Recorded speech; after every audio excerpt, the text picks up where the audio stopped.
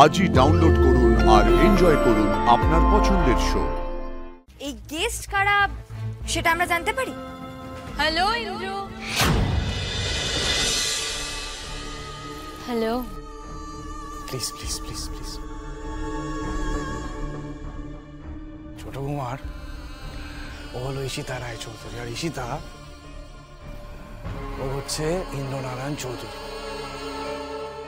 ছোট কুমার, ঈশিতা একসময় ফুলকি দাসের ছোট যা ছিল। ঈশিতাকে রাজমহলে তোমার বান্ধবী হিসেবে নিয়ে যাও ছোট কুমার। বলবে তোমাদের দলে ও যোগ দিয়েছে, শাসক দলে, তোমার বাড়িতেই রাখবে।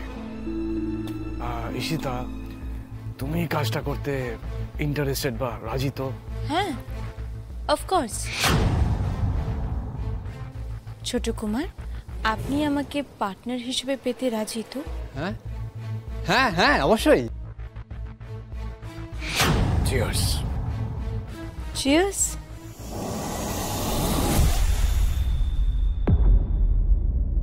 আমি না বুঝতে পারছি না ছোট কুমার কি চাইছে। ছোট কুমার কি ভাবছে বলো তো? যে আমার শত্রু সেই ওর বন্ধু, কিন্তু ও এটা বুঝতেই পারছে না যে অভিরূপদার মতন মানুষ কারোর কখনো বন্ধু হতেই পারে না। ফুলকি, এটা তুমি বুঝতে পারছো, আমি বুঝতে পারছি, কারণ আমরা রুদ্ররূপ স্যান্ডালের মতো একজনের সাথে ডিল করেছি। রুদ্র প্রথমে আমাকে ঠকালো, তারপর দিদিকে, তারপর ঈশিতা।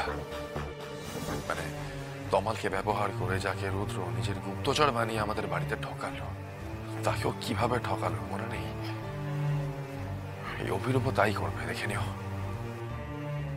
বাদ দে পুরনো কথা। সীতার কথা চিন্তা করলে আমার এখন অস্বস্তি হয় আর নিজেকে ইডিয়েট মনে হয়। সত্যি ওই দিনগুলো বিভীষিকার মতো ছিল।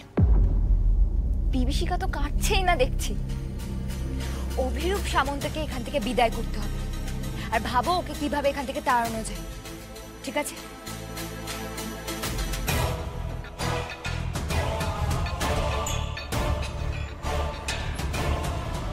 এগুলো কাদের? আগে কেউ অর্ডার দিয়েছিল, দোকান থেকে দিয়ে গেল। কে অর্ডার দিল? আমি।